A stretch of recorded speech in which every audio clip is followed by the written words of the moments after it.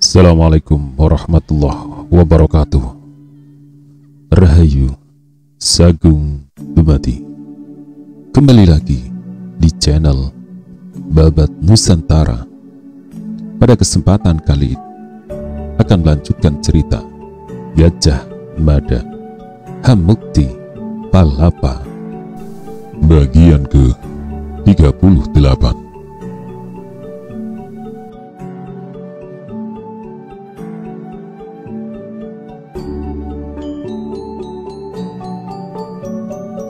Gemuruh riuh rendah serasa kaget yang dialami oleh segenap kawula yang datang ke tanah lapang depan istana Keta itu. Semua terperangah, tidak seorang pun yang tidak terperangah. Gempa bumi yang terjadi makin menggeretak ketika dengan berapi-api orang yang mengaku bernama Maisa Gibra itu membakar semangat. "Adipati Keta," teriak Maisa Gibra, "untuk apa masih disembunyikan rencana yang telah disusun?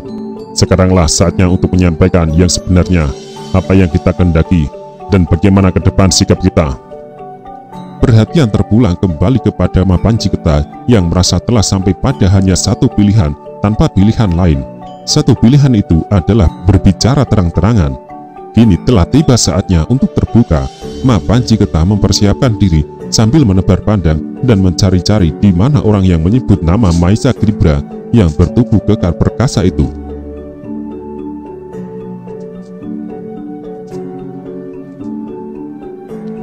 Namun Maisa Gibra tidak ada. Ia menyelinap entah kemana. Di sebelah Bayangkara Riung Samudra, Bayangkara Jayabaya tersenyum. "Namamu bagus sekali, Maisa Gibra." Misi Jayabaya. Terjadi perdebatan pendapat yang sangat riuh di alun-alun depan istana Keta yang menghadap ke arah laut luas itu. Ketika Mapanji Keta memberikan penjelasan mengapa Keta mengambil sikap menempatkan Majapahit sebagai musuh, separuh dari rakyatnya terperangah karena tak bisa menerima gagasan gila itu, dan separuh yang lain terperangah pula karena menganggap gagasan itu sangat bagus.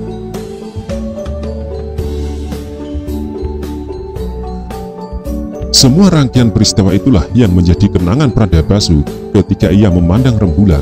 Pradabasu menghela napas untuk menutup kenangan rangkaian peristiwa yang telah berlalu itu. Matanya tidak berkedip dalam memandang Sasadoro. Dengan cahaya yang benderang, pemandangan yang akan disaksikan oleh Dyah Menur dan sang prajaga di tempat berbeda. Jika Pradabasu memperhatikan rembulan itu dengan penuh perasaan, demikian pula dengan Dyah Menur yang berharap rembulan akan menyambung rasa rindunya kepada lelaki yang telah mencuri hatinya. "Sedang apa kamu, Prajaka?" keluh lelaki perkasa itu. "Sedang apa pula kau, Dyah Menur?" Dan di tempat yang amat jauh, tetapi di waktu yang sama, Dyah Menur Sekar Tanjung meletupkan keluhan serupa. "Di manakah kau, Kakang Pradabasu?"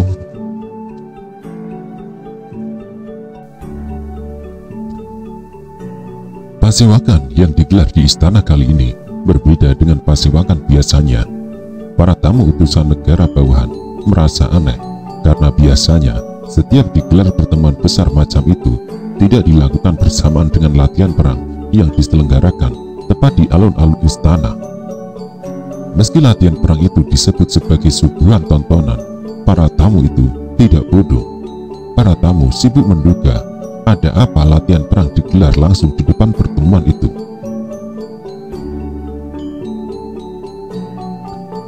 Latihan perang besar-besaran itu dirancang mendadak, yang gagasannya keluar dari benak Patih Gajah Mada. Gajah Mada mulai tak sabar menghadapi perkembangan keadaan. Apalagi ketika pagi sebelumnya, masih pagi sekali, rumahnya digedor. Masih mengantuk Gajah Mada saat membuka pintu. "Ada apa?" tanya Gajah Mada yang masih dibayangi rasa kantuk. "Bayangkara Lewu Pulung dan Macan Liwung minta izin menghadap." Prajurit yang bertugas menjaga rumahnya itu menjawab. Gajah Mada terkejut dan bergegas keluar menemui. "Kalian?" Lembu Bulung dan Macan Liwung serentak memberikan penghormatannya. "Berita apa yang kalian bawa?" tanya Gajah Mada. "Aku membawa perintah dari saudara kita Pradabasu yang memintaku menghadap Kakang Gajah Mada sekaligus menyerahkan bukti-bukti sebagai alasan kuat menjatuhkan hukuman kepada Mapanji Keta." Pradabasu juga menyarankan untuk tidak menunda waktu lagi, segera mengirim pasukan untuk menguasai Keta dan Sadeng secara bersama-sama, mumpung para prajurit yang berlatih perang di sebuah tempat bernama Alas Larang belum ditarik. Gajah Mada merasa ada yang aneh. "Kau diperintah Pradabasu?" tanya Gajah Mada. "Ya," jawab Bayangkara Macan Liwung. "Bagaimana bisa?" Gajah Mada memuntahkan rasa penasarannya. "Atas kesepakatan kami, para Bayangkara Werda yang melakukan pengintaian di sana, kami meminta Pradabasu untuk mau memimpin kami dalam gerakan penculikan dan langkah-langkah terkait di Keta." Pati Gajah Mada adalah orang yang sulit tersenyum, tetapi kali ini jawaban itu membuat hatinya senang. Gajah Mada diam beberapa saat lamanya. Prajurit Bayangkara Lembu Pulung dan Macan Liwung tahu Gajah Mada sedang berpikir keras. Itu sebabnya mereka tak menyela. Gajah Mada amat percaya dengan ketajaman mata Pradabasu. Jika mantan Bayangkara Pradabasu mengirim pesan macam itu, tentulah karena telah mengolah kenyataan yang ia lihat dan rasakan di lapangan. Namun, mengirim pasukan dengan seketika juga bukanlah pekerjaan gampang. Prajuritnya mungkin siap untuk digerakkan sewaktu-waktu, tetapi dukungan pangan perlu disiapkan dan itu butuh waktu. "Kalian kecapean?" tanya Gajah Mada amat menyimpang. Pertanyaan yang dilontarkan Gajah Mada dengan membela itu membuat Macan Liwung dan Lembu Pulung tersenyum serentak. Mereka merasa senang karena Gajah Mada masih sempat menanyakan hal itu. "Sejak malam pertama kami berhasil bertemu dengan Pradabasu, kami berdua langsung menempuh perjalanan dengan berperahu bersambung dengan kereta kuda untuk mengejar agar pagi ini kami sampai di sini." "Mengapa?" tanya Gajah Mada heran. "Bukankah hari ini digelar Pasewakan?" Gajah Mada mangut-mangut. "Bagaimana cerita Pradabasu sendiri? Apakah ia dan Gajah Enggon telah berhasil menemukan dua pusaka yang hilang itu?" Mendapat pertanyaan itu, Lembu Pulung dan Macan Liwung serentak tersenyum. "Ada apa?" tanya Gajah Mada yang merasa heran. "Di Keta kami hanya bertemu dengan Pradabasu, tetapi tidak dengan Senopati Gajah Enggon, karena Senopati Gajah Enggon masih berbulan madu." Gajah Mada merasa tak paham memperoleh jawaban itu. "Gajah Enggon berbulan madu?" tegasnya. "Di ujung Galuh, Senopati Gajah Enggon diambil menantu oleh Kiai Pawagal." Gajah Mada benar-benar merasa terkejut. Namun itulah kaget yang menyenangkan hatinya mengetahui Senopati Gajah Enggon akhirnya telah mengakhiri masa lajangnya. Dengan cermat dan seksama Gajah Mada menyimak semua laporan itu. Lembu Pulung dan Macan Liwung menuturkan kesulitan yang dialami Bayangkara untuk menyelinap ke dalam istana karena terlindung oleh bentuk pertahanan yang aneh karena selalu dibayangi kabut. Di bawah pimpinan Pradabasu, para Bayangkara sedang mengupayakan untuk bisa menerobos tebal kabut aneh itu. Didorong oleh laporan itulah, Gajah Mada memerintahkan Senopati Gagak Bongol untuk mengatur latihan perang meski tidak dijadwalkan. Para tamu yang berasal dari Daha, Wengker, Matahun, Lasem, Panjang, Paguhan, Kahuripan, Singosari, Mataram, Blambangan, Pawanuhan, Pamalekahan, Keta, dan juga Sadeng mengarahkan perhatiannya ke arah geladi perang sambil menunggu Prabu Putri hadir dan menempatkan diri duduk di balik tanah. Tidak biasanya, berbisik Pati Blambangan ditunjukkan kepada Pati Paguhan yang duduk di sebelahnya. Apanya? Di istana digelar pertemuan besar, di halaman berlangsung latihan perang. Apakah ada semacam pesan khusus di balik diselenggarakannya latihan perang itu? Tanya Pati Blambangan. Kamu ini tidak tahu atau pura-pura tidak tahu? Tanya Pati Paguhan. Mencuat alis Pati Blambangan. Latihan perang besar-besaran ini adalah sindiran atau ancaman bagi negara wilayah yang mencoba-nyoba berniat mengangkat senjata. Betapa kaget Pati Blambangan mendengar jawaban itu. Sebelah alisnya mencuat, apalagi ketika Pati Paguhan membisikkan sesuatu ke telinganya. Sindiran dan ancaman terselubung itu ditujukan ke Keta dan Sadeng.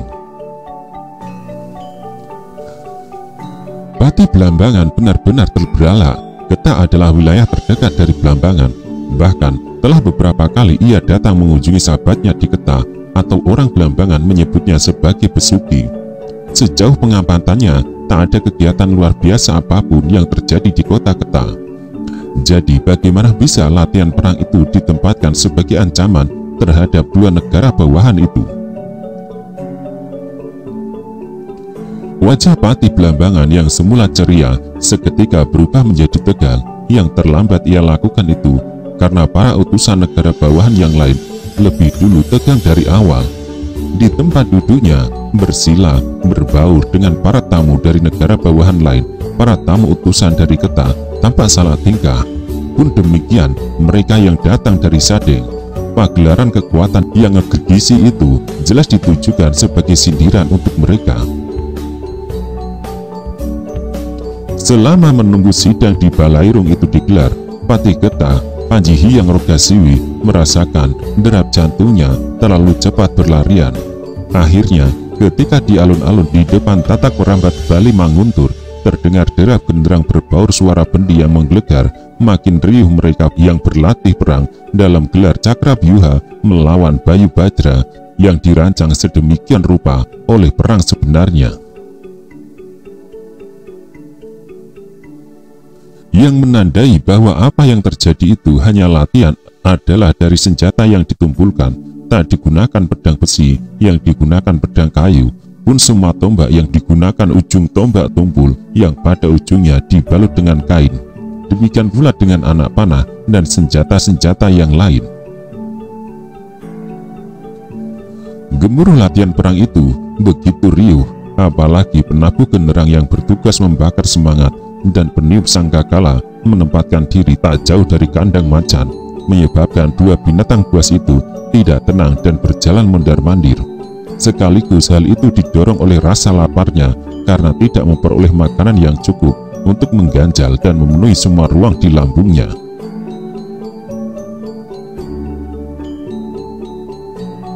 Setelah beberapa saat menunggu, para pejabat penting Majapahit mulai masuk ke barisan tempat duduk yang disediakan. Para Mahamentri Katrini masuk ke dalam pasewakan dipimpin Menteri Hino Dyah Janardana, disusul Mahamentri Sirikan Dyah Mano dan Mahamentri Halu Dyah Loha. Di belakangnya 5 orang dengan jabatan dan kedudukan penting yang berada langsung di bawah kendali Mahapati Aryatada yang bergabung dalam Pancari Wilwotikto, termasuk Gajah Mada berada di dalamnya. Di belakang barisan pejabat Pancari Wilwotikto ada 7 orang upapati yang disebut Pameget yang terdiri atas 5 orang, yaitu Pameget Tirwan, Kandamuhi, Manguri, Jambi, dan Pamwatan. Dari pintu yang lain akhirnya keluar dengan mengenakan pakaian kebesarannya Sang Dharmayaksa Kasogatan dan Arcaya Samenaka Kanaka Muni dan Dharmayaksa Kaisawan yang mengurusi kehidupan orang-orang memeluk agama Siwa dan Arcaya Dharma Raja. Di tempat yang sangat terhormat itu hadir pula para mantan pejabat Dharmayaksa Kaisawan yang tua usianya tetapi masih menyimpan semangat, seperti Dang Arcaya Harsa Raja dan Dang Arcaya Siweswara. Akhirnya setelah beberapa jenak menunggu, seorang tanda yang bertugas sebagai penghubung telah memberi isyarat bahwa kedua Prabu Putri akan memasuki pasewakan. Maka serentak semua yang hadir berjongkok dengan menekuk salah satu kaki bertumpu di tanah sambil memberikan sembah. Sang Prabu Putri Sri Gitarja Tribuana Tunggadewi Jaya Wisnuwardhani tampil dengan keagungan tanpa banding, berjalan dengan tatapan mata berwibawa, berdampingan dengan suaminya.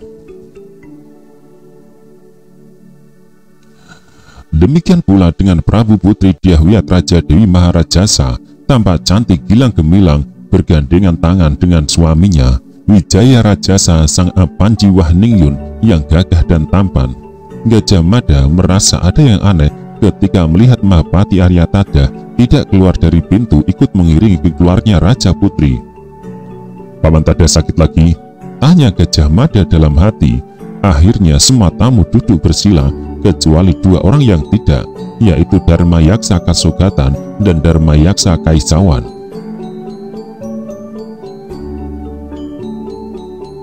Untuk mereka disediakan tempat duduk tersendiri. Ada lagi sebuah dampar tanpa sandaran yang terletak di sebelah kiri Balai Witana. Namun pemilik dampar itu, Mahapati Amangkubumi Aryatada, tak hadir dalam pasewakan. Maka Gajah Mada segera menduga Mahapati Aryatada pasti jatuh sakit lagi. Tak hanya Gajah Mada yang berpikir demikian, segenap pejabat utama dan pimpinan prajurit menduga ke arah sana.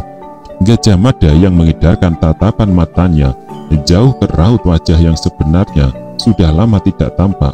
Wajah-wajah itu adalah milik orang-orang yang entah dengan alasan apa begitu membencinya. Mereka adalah Rakembar, anak Raja Pamelekahan.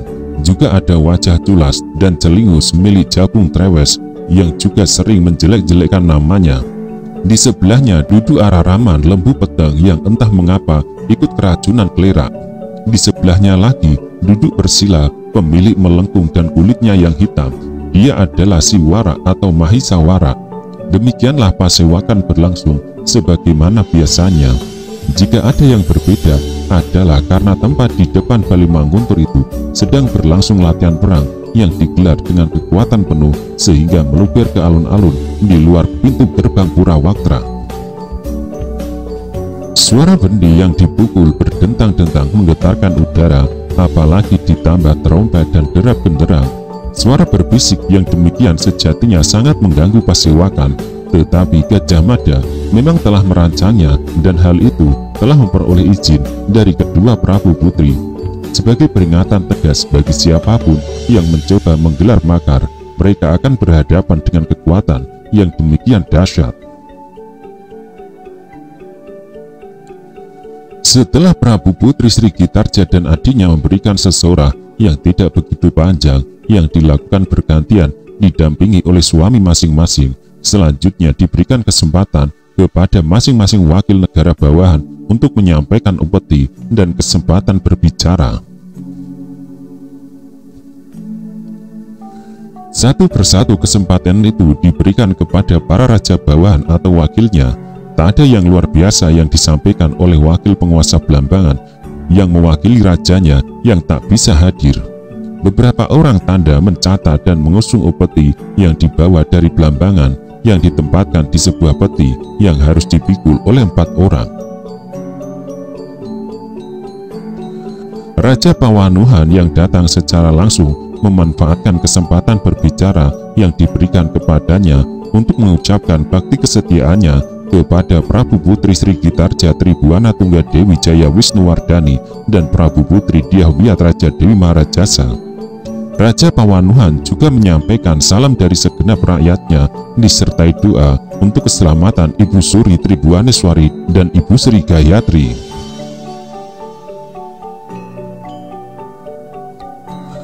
Beberapa orang tanda selanjutnya bergegas mengusung upeti yang dibawa dari Pawanuhan. Upeti itu rupanya paling banyak jumlahnya daripada upeti yang dibawa para tamu dari negara bawahan yang lain karena diwadahi dalam 4 peti yang masing-masing dipikul oleh 4 orang. Prabu Putri Tribuana Tunggadewi Jaya Wisnuwardani sangat berkenan menghadapi sikap Raja Pawanuhan, terlebih-lebih karena salam dan doa yang dipanjatkan segenap rakyatnya untuk keselamatan 2 Ibu Suri. Kesempatan berikutnya diberikan kepada penguasa Daha, wakil penguasa Wengker, disambung kemudian oleh penguasa Matahun, Lasem, dan Panjang. Wakil penguasa Kahuripan mendapat kesempatan berikutnya disusul Singosari dan Mataram. Segenap yang hadir berdebar-debar manakala menyadari wakil utusan dari Keta ditempatkan paling belakang. Setelah Pamelekahan usai menyampaikan setiap baktinya,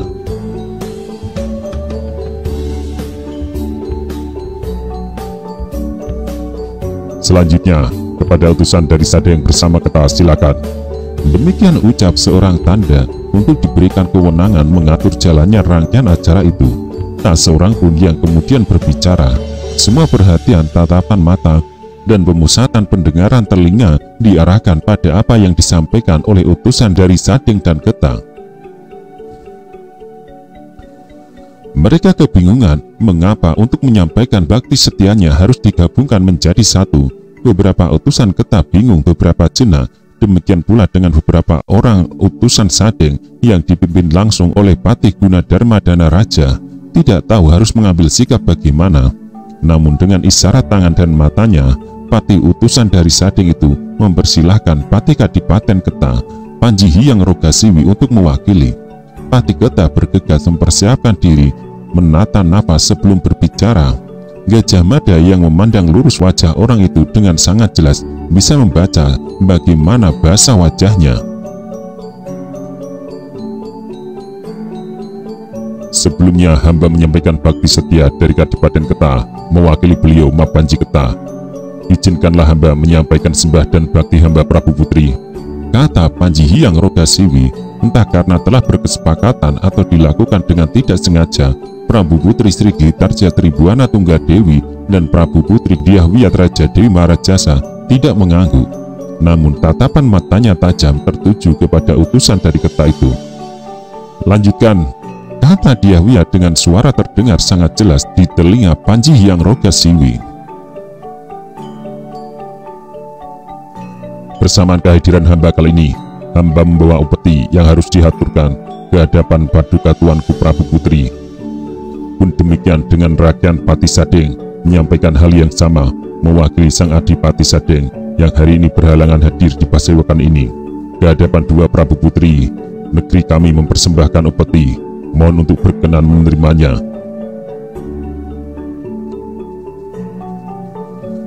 Prabu Putri Sri Gitarja Tribuana Tunggadewi tersenyum, akan tetapi betapa sulit menebak apa yang ada di balik senyum sang Prabu Putri itu. Berbeda dengan Sri Gitarja, Dyah Wiyat Raja Dewi Marajasa memiliki kemampuan bersikap lebih tegas dan tanpa tedeng aling-aling. Semua yang hadir terperanjat melihat Dyah Wiyat keluar dari tirai yang menutupi Balai Witana, berupa sebuah rumah-rumah kecil yang berada di tengah tatak rambat Balai Mangunkur itu.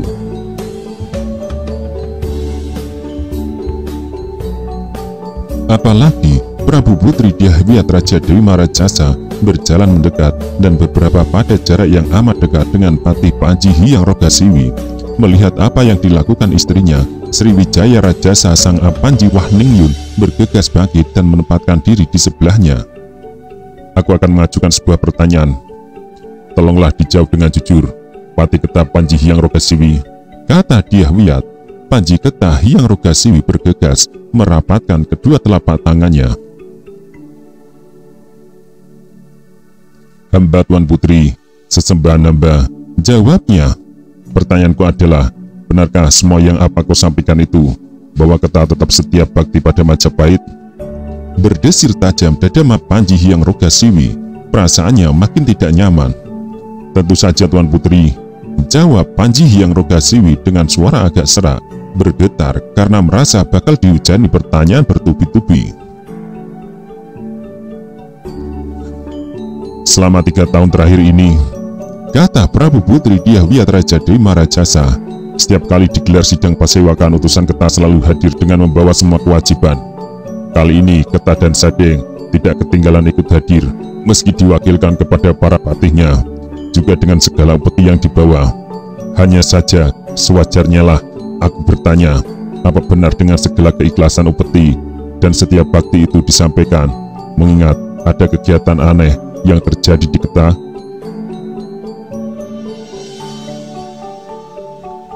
Panji Hyang Rogasiwi terkejut, atau mungkin yang ia lakukan itu berpura-pura terkejut.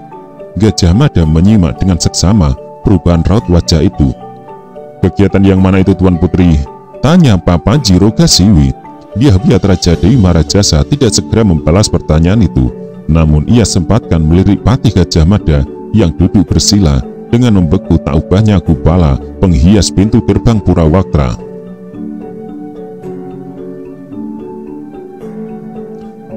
Ada kegiatan keprajuritan yang luar biasa di Getah. Telik Sandi yang dikirim ke sana melihat keanehan luar biasa. Getah membuka kesempatan seluas-luasnya kepada segenap pemuda untuk didik menjadi prajurit dengan dalih kebutuhan prajurit itu adalah kebutuhan Majapahit. Pada mulanya, pelatihan perang itu digelar di alun-alun Ketah. Namun, belakangan latihan itu diselenggarakan entah di mana. Apa sebenarnya yang dikehendaki Ketah dengan perbuatan itu? Panji Hyang Rogasiwi segera memutar otak. Semua yang dilaporkan oleh Teli Sandi itu tidak benar, Tuan Putri, jawab Panji Hyang Rogasiwi.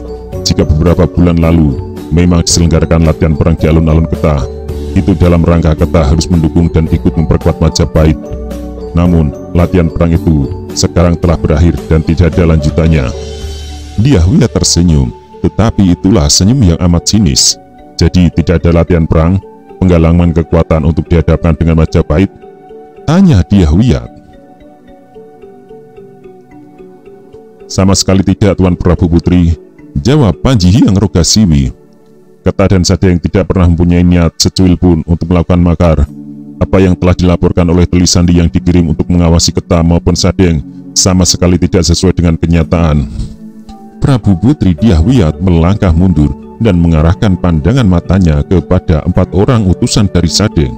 Pati Sadeng Gunadarma dan Naraja bergegas bersikap ketika pandangan mata Prabu Putri Dyahwiyat diarahkan kepadanya. Bagaimana dengan Sadeng? Tanya Prabu Putri Dyahwiyat. Pati Gunadarma dan Naraja menyempurnakan sikap hormatnya. Hamba benar-benar terkejut mendapatkan dakwaan yang datangnya bagi petir yang meledak ketika langit sedang bersih.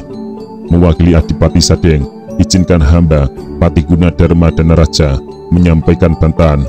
Tak betul semua berita itu. Sadeng tetap merupakan bagian tak terpisahkan dari Majapahit. Sebagaimana dulu, Sadeng adalah bagian tak terpisahkan dari Singosari. Prabu Putri Dyahwiyat Raja Dewi Marajasa memandang dengan diam dan sedikit lama. Jadi begitu? Tanya Prabu Putri Dyahwiyat. Hamba Tuan Putri, jawab Pati Gunadarma dan Naraja. Dyahwiyat berbalik. Kutegaskan sekali lagi.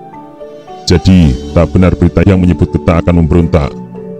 Sama sekali tidak, jawab Pati Ketah tegas. Dyahwiyat Raja Dewi Marajasa tersenyum dan berbalik. Kakang Gajah Mada. Tiba-tiba Dyahwiyat Raja Dewi Marajasa menyebut nama yang mengagetkan pemiliknya.